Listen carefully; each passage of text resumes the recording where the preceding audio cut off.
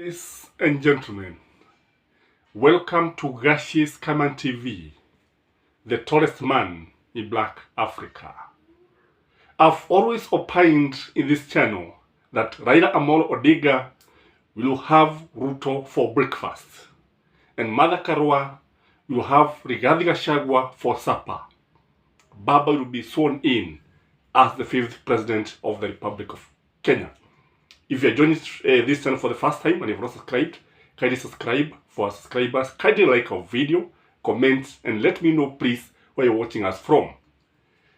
Today, the Infratech released the Nairobi opinion polls, and they were very, very interesting because they started with the governor, and when you look at the gubernatorial seat, I think Sakaja is ahead with 39%, followed closely by Polycarp Igathe at that 3%. The undecided number of vote, the undecided percentage is 28%. Unapoangalia kile kiti cha seneta, utapata kwamba Sifuna anaongoza na amemwacha sana Margaret Wajiro, because Sifuna has 44%, Margaret Wajiro has 12%, and 44% of voters have not decided. Here, the gap. Ruto has all the reason here to get worried. Again, when you look at the woman rep, you see Esther Passaris with 46% and Omanga of Ruto party with only 20%, and that 3% of the voters not decided. Ukiingia upande wa the presidential now, that's why I'm sitting properly so that you can hear. The presidential opinion poll are putting Raila Amolo Odinga at 49% and Ruto at that 1%. The gap is so huge because it's almost 20%, because there's a margin of error. I would like you to look at the number of voters who have not decided, because you see, when you look at the political parties, you realize that as a political party with 48%, Kenya Kwanza with again that 1%. And I want us to look at Nairobi. Nairobi ni kama nyungu, is like a political pot where all tribes meet. And once they meet here, you realize it's a very good sample. So Nairobi is a reflection of the whole country, because you find the majority of the Kikuyus, and again, if you look at the country, the majority of the Kikuyus. You look at the Ruyas, you look at the, again, you look at the Luos, you look at the Kabas. You see, this is a very clear indication of where the direction the country is taking. Again, we can actually say that it is a thermometer. Nairobi is like a political thermometer, whereby you are able to measure the political temperature of this country.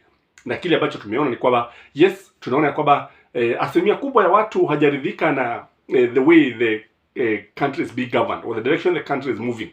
Because when you find about 73% of people dissatisfied, especially because of food prices, price of commodities which are skyrocketing because of corruption. And that is why they are moving towards Baba, because he is likely to fight corruption and drain the dragon of corruption, which we know that Kenya Kwanza cannot be able to do this. Again, Nairobi is like a weed vein, because it gives the direction of the Kenyan politics. So when you look at the direction of the Kenyan politics, it is telling you that we are headed towards Azimio. Wanatuambia kwamba Azimio ndio ambao wanauda serikali ambayo ijayo. If Nairobi is a thermometer, then the political temperature is that it is favorable for Azimio. It is favorable for Raila Amolo Odinga. If it is a wheat vein, which shows the direction of the wheat, so the political direction here is that Baba is the next president of this country. Again, if it is a pot where we cook all types of food, then it tells you that the person, the best cook here, is none other than Raila Amolo Odinga. Again, I would like you to look at the number of candidates here. You know, out of the governor, senator, woman rep, presidential, and out of all this, you realize that Azimio is taking more than 75%. It is sweeping all the seats. And this will be reflected even in the constituency, I believe, and even the county assembly. Hivyo ndivyo ilivyo. Kwa sababu ukiangalia utaona kwamba ni Sakaja tu. Na ukiangalia Sakaja utaona kwamba Sakaja huenda akapatwa, huenda akaagushwa na Polycarp Igathe. Kwa sababu wanahitaji tu baba aingie pale, Kalonzo aingie pale, na pia Ruto, Uhuru aingie pale, wampigie debe. You see, these guys have not been able to campaign properly for Polycarp Igathe. And the earlier they do this, the better for Sakaja. No, not Sakaja, for Igathe. The other thing is that ukiangalia Nairobi, hakuna tofauti kubwa kati ya Nairobi na Nakuru. So this one is telling you that if an opinion poll was to be carried out, I would like the pollsters to prove me right or wrong. Go and take the opinion poll in Nakuru, and you find the same thing in being reflected in Nakuru. Meaning, Baba will win in Nakuru. And Nakuru, you know, we have slightly over 1 million registered voters. Nairobi have about 2.5 registered voters. So this one is telling you that Baba is winning the election. This one is telling you that Baba will take Nairobi. Baba will take Nakuru. Again, if you look at Nairobi and Nakuru, utapata ya kwamba Wakikuyu ndio wengi sana katika sehemu hizi. When you look at these two counties, the Kikuyus are the majority. What does that tell you? That Ruto is not popular in the mountain. Ruto is overrated. Kwa sababu hao ndio watu, and hao ndio ambao familia zao ziko mashambani. Ndio watu, for instance, you find that the people who are in Nairobi comes from Nyeri, Kiambu, Murang'a, and Nyandarua. So, and even Kirinyaga, and even Meru. So this one is telling you that the Gema community is not solidly behind Ruto as alleged. So, I think we shall have very interesting results. And that's why I've been saying that. I've been opining that. Don't be surprised when you find Baba garnering more than 60% in round one. Because this is what we are getting. And I'm saying this because when you look at Nairobi again, when you look at the popularity of parties, acha tuache sana milego ya Azimio na Kenya Kwanza, unapopata kwamba ODM inaungwa mkono na zaidi ya 51%, over 51%, and UDA is only that 1%. What does that tell you again? The same people who have been propagating UDA in Mount Kenya region, ni kuonyesha kwamba they are not as popular as people have been saying. Kwamba kile ambacho tunaona kwamba I can ask Kenya Kwanza, you know, you have been bragging about numbers.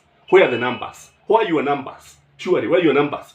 Because politics is a game of numbers. So when I say that Raila is forming the next government, you should agree and subscribe to this channel, because you shall have very interesting results. I'm saying again in 2022 August, kwamba Baba will be declared the president. And again, I think this one, on a very serious note, I think IBC is the only impediment to Raila's presidency. If they conduct elections freely and fairly, Baba will be home and dry by 8 a.m.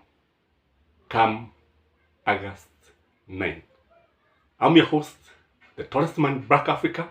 See you when we go to, I don't know whether it is Uhuru Park, where Baba will be sworn in, because I understand now he's doing everything possible to ensure that the day is a success. And that's why you see Uhuru is smiling. That's why you see Uhuru very much relaxed. That is why you see, kwa sababu hakuna mtu ambaye anaweza kuja hapa kukobana na amiri jeshi mkuu. Ati unatisha vile utapiga amiri jeshi mkuu, and then you expect to be the commander-in-chief of the armed forces. This one has never happened anywhere in the world. You can keep your talking. Bye bye.